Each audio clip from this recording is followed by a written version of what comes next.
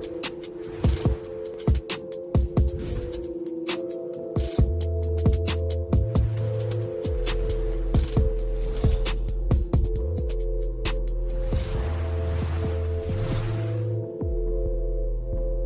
welcome your host, John Coleman. Lots of teams have been trying to figure out ways to estimate or size work, and some teams don't even size at all. And we're going to talk about some of these on this episode. None of the approaches I'm going to talk about measure outcomes, and that's a really important point. A lot of people get confused between sizing effort and are we actually going to make a difference? So that's crucial. So let's not forget about that. Sometimes people use story points. I'll refer to that later on. I don't recommend it, but some people do, and they get them mixed up with value points, which some people use for estimating value. So take that with a pinch of salt, okay? But regardless of the approach, the level of exactness, they're all devalued by the same things really, which is like, how severe are your impediments? Are you treating risk proactively enough? If you have a backlog, for example, are you bringing items up the backlog or input queue? And if you've got a suboptimal approach to dealing with dependencies, regardless of your approach, you're going to struggle. I would say if you are going to estimate, the best thing that could happen is that you actually get it right. Most of the time we get it wrong. And there's three reasons I can think of, but one reason that estimates tend to be wrong is how long things take has very little to do with the actual effort. A lot of the effort is to do with waiting. Another reason would be accidental complication, which is maybe the result of a mess we left behind us before. And so we thought we could say this is something like we did last year, but when we opened the hood, when we opened the bonnet, we could see actually it was very different. And complexity, of course, just makes it even more difficult to get that right. Estimates are prone to the flaw of averages, although there is something interesting that Dave Snowden brought up, that when fishermen were asked to locate where a particular object was, the average of all of their independent blind estimates wasn't far off, actually. But unfortunately, people don't tend to do those blind. In my experience, I think the most offensive thing about estimation is that people don't take into account how many product backlog items we're working on at the same time. If you don't estimate, at least you didn't waste time estimating, because estimates are almost always wrong. And maybe you can just get to your outcomes sooner. Call me a cynic, but maybe the worst thing that happened is what usually happens. The developers should do the sizing. I would normally rule out time estimation and cost estimation, and I would even rule out story points. But because so many people are using story points, we're going to talk about them in this session. T-shirt sizing for me is less offensive, even if we later on convert those T-shirt sizes back to story points, because it doesn't take that much detail to get a T-shirt size. So let's look at some of the options, and let's look at some of the upsides and the downsides. So different options have got time estimation, cost estimation, historical time reference, story points, T-shirt sizing, wall estimation, 3-point method, which is where you basically get a high, mid, low kind of an estimate. The number of items, throughput, so how many items do we deliver per sprint, for example, if you're using Scrum. Right sizing, which would be make an item small enough that we can act on them so that they're basically actionable.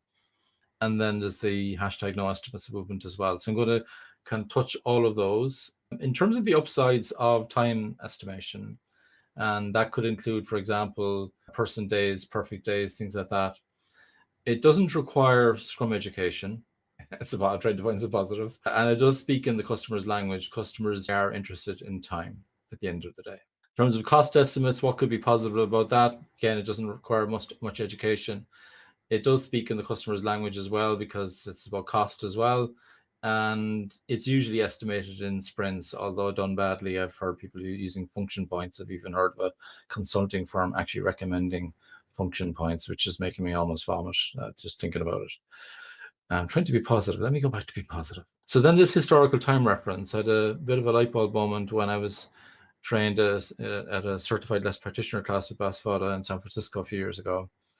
And he actually uses time reference. So he would say, well, that looks like an item we did 3 months ago, and that took this amount of time, and so on. The upside of that is it includes waiting time.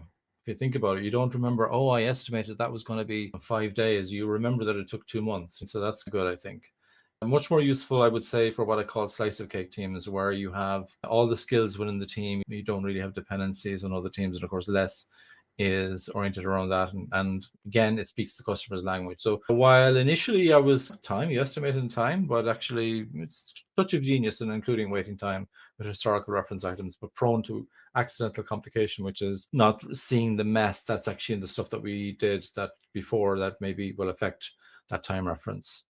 Story points, a lot of people say numerical values and so on. Developers do, and Kanban system members, they do value discussions on relative size. I think that is useful. I think where story points gets a little bit lost is when you try to use it for forecasting. Developers do get a better sense that they've discovered relative complexity when they've had a chat about story points. And people say that the conversation is important. It's also a way to limit work in progress in a sprint if you use, but maybe there's a better way. And I guess it's time consuming though if you use a thing called planning poker. Planning poker takes a while. The approach I don't mind so much is t-shirt sizing. Again, you do get those discussions that we just talked about, so people can discover complexity that way. And you can convert t-shirt sizes into story, and I've done that. And so that's all very useful. It doesn't require very much detail. When you use t-shirt sizing, people don't seem to need that much detail. And I tend to use that in combination with wall estimation. In fact, what I would normally do is I would ask the team to basically put the product backlog on a wall, like maybe a story map or an impact map or something like that. And I might ask them, what's the smallest item on the wall? And we might call that small. I would never use extra small. And then I'd ask them, are there any other items roughly the same size as that? And then they run out of those, and then you go to the next size up and so on. And before you know it, the whole wall is sized in 20 minutes. Pretty much any backlog the last few years, no matter what size, we've been able to size the backlog in 20 minutes using t-shirt sizing, and then converting it to story points, so you have some numbers that you can use as a reference. 3-point method I don't really use, but I can see how it could help with probabilistic forecasting. The jury's out whether you should use story points to done with probabilistic forecasting, as in the backlog could be this small, could be this big. We have sprints that are this bad or this good. And so I guess 3-point estimates give you the minimum and the maximum, but there's other ways of doing that. So I haven't really used it, but it's a way of doing it, I guess. I personally prefer throughput because essentially developers can ballpark a range of items that they can deliver in a time period, like say a sprint of using Scrum. So if you're basically saying, well, we deliver between 3 and 5 items in a sprint, and we're bringing in 8 items this sprint, what are we doing? And you could actually use this across multiple teams, whereas story points, not so much. They tend to be just for the team. Right sizing is a technique that would support throughput because you don't bring elephants into a sprint. You should break them down.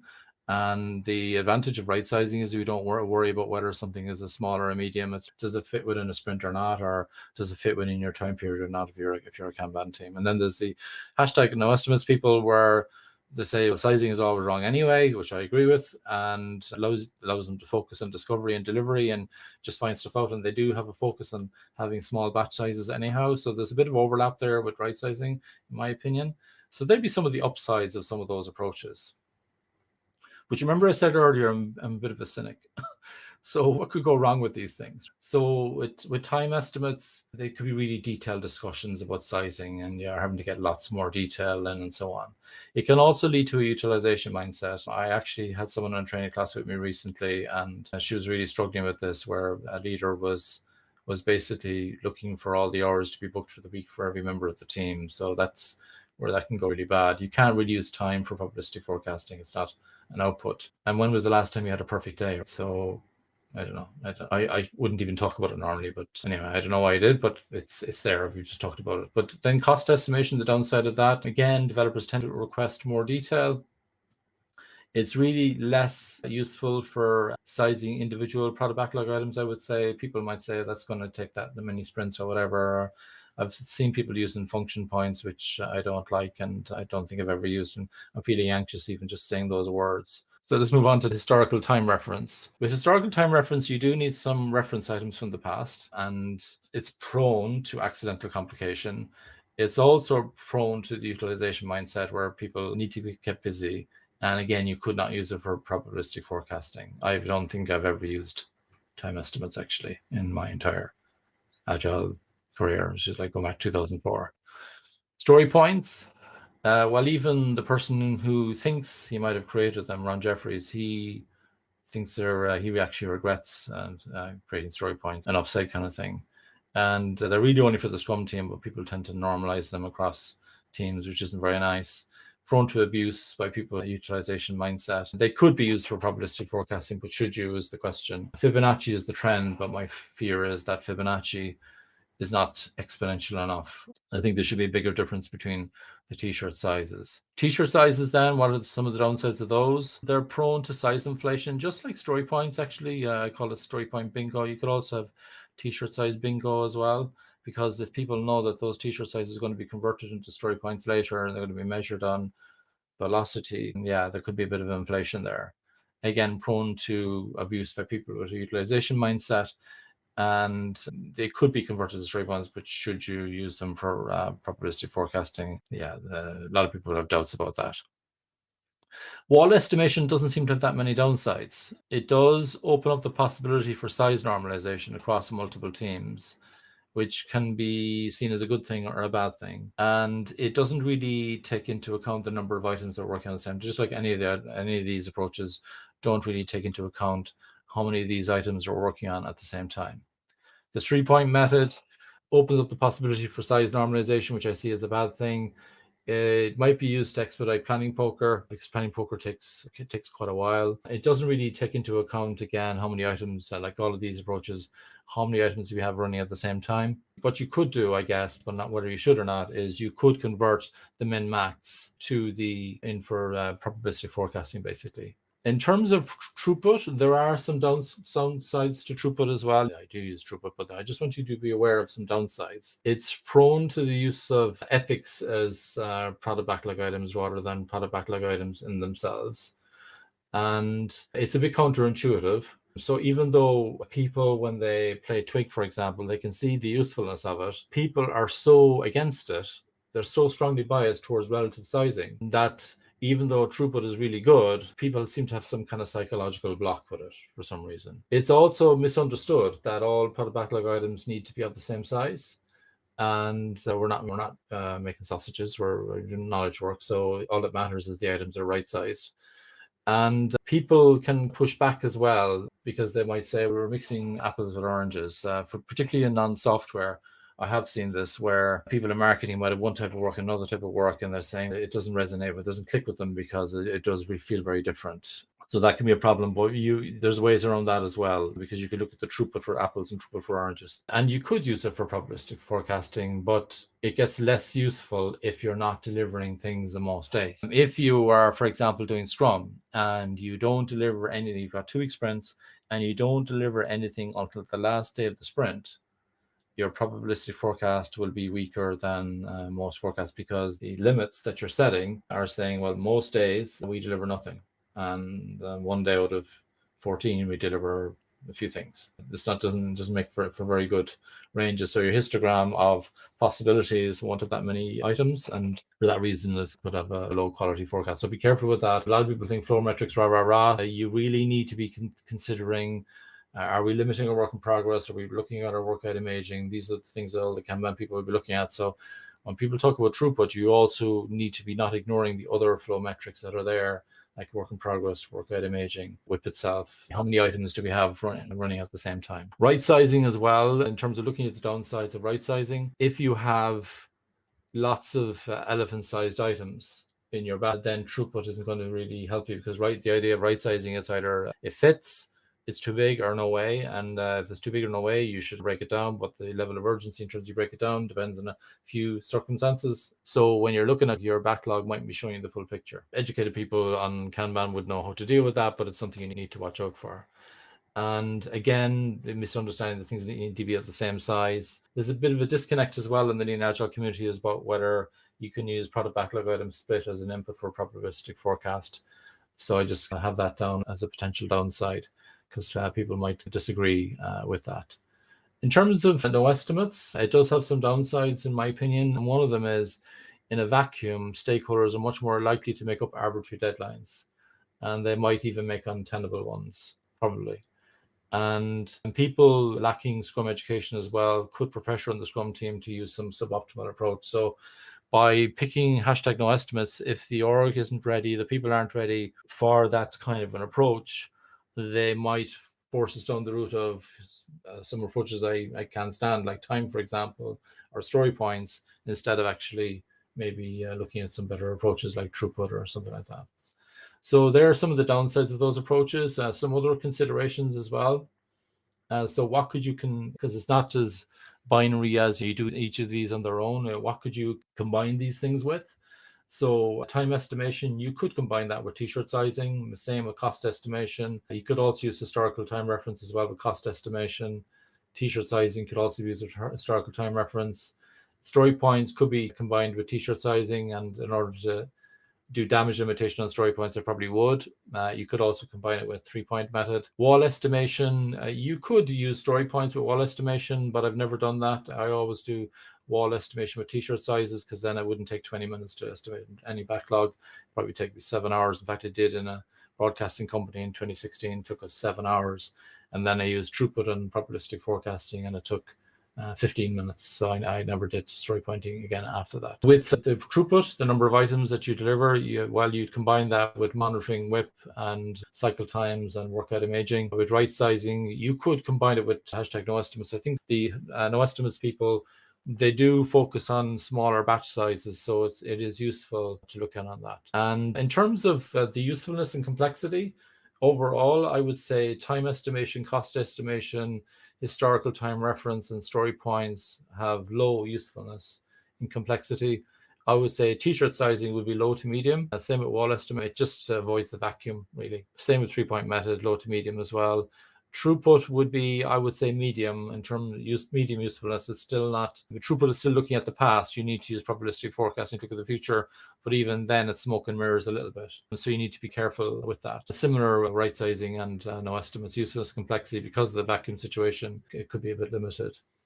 Other things that could devalue these approaches, well, with time estimation, capping the size would be a big thing. Also, cost estimation, historical time reference, and story points, capping the size is really dangerous. Also, I would say using planning poker. I'm personally not a fan of planning poker. I think there's value in the conversation. I did talk about that in the upsides earlier on, but it's so time consuming, and really what it produces as a result, you could have been building something. Yeah, it's devalued by that a little bit. So also I would say with throughput, if it's devalued by not really focusing on item aging, WIP, cycle times, and it can also be devalued by this delusion that probabilistic forecasts give us the perfect answer. One of my colleagues, what he says when he shows a probabilistic forecast, he says 85% chance it'll be done by this date. In other words, 15% chance it won't be delivered by this date. I'll give you a better forecast next week. In other words, this forecast is wrong. And that last phrase is a key expression. With no estimates, something that could additionally devalue that would be, I would say, the lack of discipline with product backlog item sizing or work item sizing if using Kanban. And maybe also, are you really going to have a done increment? For Scrum, for example, you'd have a done increment. So are we really going to have a done increment? Or is there going to be so much pressure because we haven't size this? But skilled people have ways around that. Yeah, there are some of the considerations in terms of how would you forecast then? What are some of the approaches for forecasting? I think throughput is useful, but I would only use it if you using Scrum, for example. I would really only use it for the next sprint. I wouldn't be using it for a longer time period than that. So I think that would be quite dangerous. So be very careful about that in terms of saying that, because throughput is what happened in the past, it's not necessarily what's going to happen in the future. So you really need to be careful about that. You could use burn up, burn down charts. I'm not sure if I'm a fan really of burn up, burn down charts. They're based on averages, and what can happen is people get into this delusion, and also it depends as well on who's looking at these charts. So some people see the average, and some people just see, oh, the traffic lights are green and the sun is shining, so everything's going to be beautiful. And that's not necessarily the case.